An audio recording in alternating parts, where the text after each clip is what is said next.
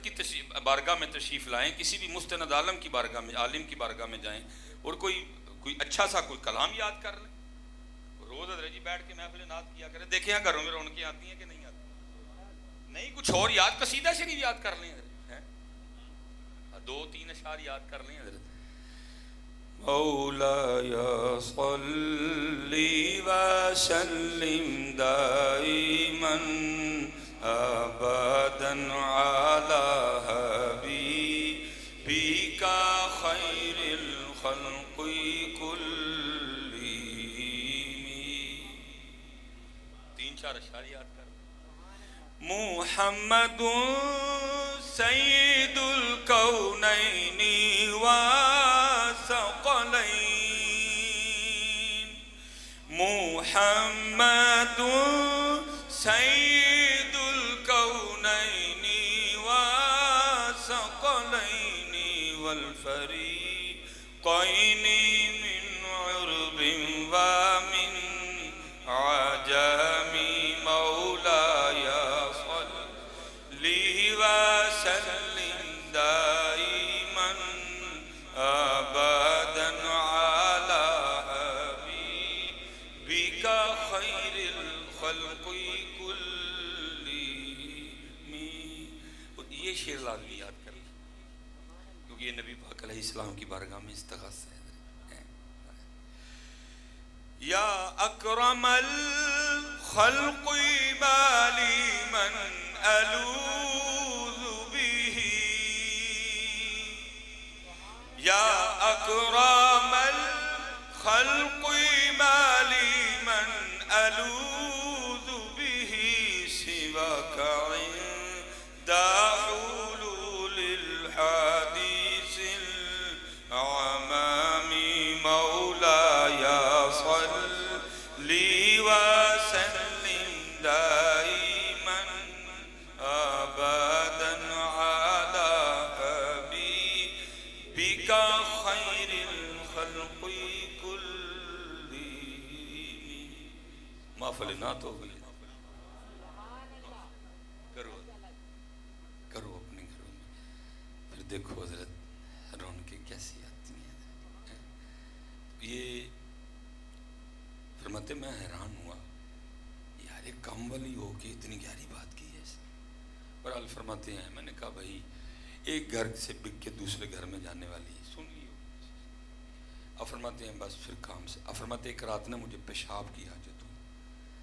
میں جب اس کے کمرے کے باہر سے گزرا تو اندر سے مجھے رونے کی آواز آ رہی تھی. میں کہتا ہوں پتر اس سے زیادہ کوئی خوش نصیب اور امیر نہیں جسے سرگی کا رونا میسر ہے. کوئی شخص اس سے زیادہ نہ امیر ہے نہ کوئی شخص اس سے زیادہ خوش نصیب ہے جس کو سرگی کا رونا میسر ہے. اب فرماتے ہیں میں نے تھوڑا سا دروازہ کھول کے دیکھا کہ کوئی درد تو نہیں، کوئی دوائی کروں اس کے لیے، کسی طبیب کو لاؤں، کسی حکیم کو لاؤں. تو فرماتے ہیں جب دروازہ کھول کے دیکھا تو کیا دیکھتا ہوں کہ درد سے نہیں رو رہی بلکہ وہ مصلی پہ کھڑی ہو کے قرآن پاک پڑھتی رو رہی ہے. پتر کبھی قرآن ویسے جڑے والے مرضی پڑھو اس کا، لیکن پتر کبھی سرگی ہو کے پڑھنا، اٹھ کے پڑھنا، پھر دیکھو قرآن لطف کیا دیتا ہے. جڑے والے اثر کے بعد اب مزہ ہے اس کا، مغرب کے بعد پڑھو لطف ہے، عشاء کے بعد. لیکن جو حضرت جی لطف سرگی میں ہے نا، اور سارے ستے پے، کوئی ویکھن والا نہیں، ریا کا دور دور تک شائبہ کوئی نہیں، صرف پڑھنے والا ہے اور جس کو سنانا ہے سننے والا ہے کوئی. اسی لیے تو حضرت تہجد نفس پہ بڑی اوکھی ہے. وجہ کیوں؟ کیونکہ اس میں تقریباً دکھاوے کا شائبہ بہت کم ہے. نفس کو تکلیف ملتی کیونکہ نفس اس چیز سے بڑا خوش ہوتا ہے جس میں ذرا تشہیر کا معاملہ ہو، کیونکہ نفس کو غذا ملتی ہے نا. اس میں ہے ہی کوئی نہیں، سارے ستے پائے، بڑا مشکل ہے نفس پہ، بہت تکلیف ہوتی ہے. نفس بڑا تڑپتا ہے، بڑا بلکتا ہے کیونکہ کوئی ویکھن والا نہیں ہے، ستے ہی نظر رہی ہے. فرماتے ہیں وہ قرآن پڑھتی رو رہی ہے. یہ رسالہ کشیریہ لکھا ہے امام ابو القاسم کشیری رحمۃ اللہ تعالیٰ. اس میں حضرت نے لکھا ہے کوئی بزرگ تھے تو انہوں نے بھی لونڈی خریدی. جب رات آئی نا تو آپ نے فرمایا بستر پا میں سون لگا ہوں. وہ آگے سے کہتی ہے اے میرے آقا اے میرے سردار کیا آپ کا کوئی مالک ہے؟ آپ نے فرمایا ہاں اللہ میرا مالک ہے. تو اس نے کہا میرے مالک یہ تو بتا کیا تیرا مالک سوتا ہے؟ اس نے کہا نہیں سونا تو دور سنتم ولا نوم، اسے کبھی اونگ بھی نہیں آئی. تو آگے سے کہتی ہے میرے آقا پھر تو کیسا آقا ہے کہ تیرا آقا جاگ رہا ہے اور تو سونے لگا ہے؟ اللہ اس نے خود ہی قرآن میں کہا وجعلنا نومکم سباتا، رات آئے تو سو جاؤ. لیکن حضرت جی نالے بھی آکھیا ہے کہ فجر ویلے اٹھ بھی جاؤ، فجر ویلے اٹھ. اور حضرت یہ میں چلو آج کی میں بات کرنے لگا. یہاں جتنے احباب بیٹھے ہیں جی، جس بندے نے چلو ساری فجر کریں گے تو وقت زیادہ ہو جائے. جس کاکے نے آج صرف فجر کی سنتیں نہیں پڑھی، جو محروم رہا فجر سے، ظاہر ہے فجر کی سنتیں بھی انہیں نہیں نہ پڑھی ہیں جنہیں فجر ہی نہیں پڑھی ہے. اللہ حضرت جی فرض چھوٹنے کا جو نقصان ہوا وہ علیحدہ ہے، جماعت گئی وہ علیحدہ ہے، ٹھیک ہے جی. اگر مسواک سے پڑھتا وہ نقصان علیحدہ ہے، اگر امامے سے پڑھتا وہ نقصان. جس بھائی نے فجر کی صرف سنتیں نہیں پڑھی، آج فجر کی سنتیں نہ پڑھنے سے جو نقصان ہوا ذرا سن لو. قبلہ تشریف فرمائے. حدیث پاک کا مفہوم ہے کہ فجر کی سنتوں کا جو ثواب ہے وہ زمین اور آسمان کے درمیان جو خالی جگہ ہے، فجر کی سنتوں کا ثواب اس خالی جگہ کو بھر دیتا ہے. کتنا بڑا نقصان ہوا، کتنا بڑا لاس ہوا. اچھا اب یہ بھی سن لو کہ یہ جو خالی جگہ یہ ہے نہیں. اللہ حضرت میں سیالکوٹ سے آئے ہوں اور گن کے مجھے 2.5 گھنٹے لگے، 2.5 گھنٹے مجھے تقریباً سیالکوٹ سے آتے ہوئے لگے. یہ چند 100 کلومیٹر ہے لیکن 2.5 گھنٹے لگے. اب سنو زمین اور آسمان کی مسافت کتنی ہے. نبی علیہ السلام نے فرمایا جس کا مفہوم ہے اگر کسی تیز رفتار گھوڑے پر بیٹھ کر مسلسل 500 سال تک بھاگا جائے تو یہ زمین سے پہلے آسمان کی مسافت ہے. ارے بھائی وہ فاصلہ جس کو بندہ تیز رفتار گھوڑے پر بیٹھ کر 500 سال میں طے کرے، صرف فجر کی سنتوں کا ثواب اس فاصلے کو ثواب سے بھر دیتا ہے. جس نے آج فجر کی سنتیں نہیں پڑھی کتنا بڑا نقصان. اور یاد رکھنا پتر وہ ہے نا میں نے نقصان بتایا اتنا بڑا نقصان کو کسی کے دل کو ہاتھ پڑا ہو، کسی کا کوئی دل کٹیا ہے، کسی کا کوئی بلڈ پریشر لو ہوا ہو، کسی کا بلڈ پریشر کچھ مجھے پتہ کچھ نہیں ہوا. کیوں بھلا؟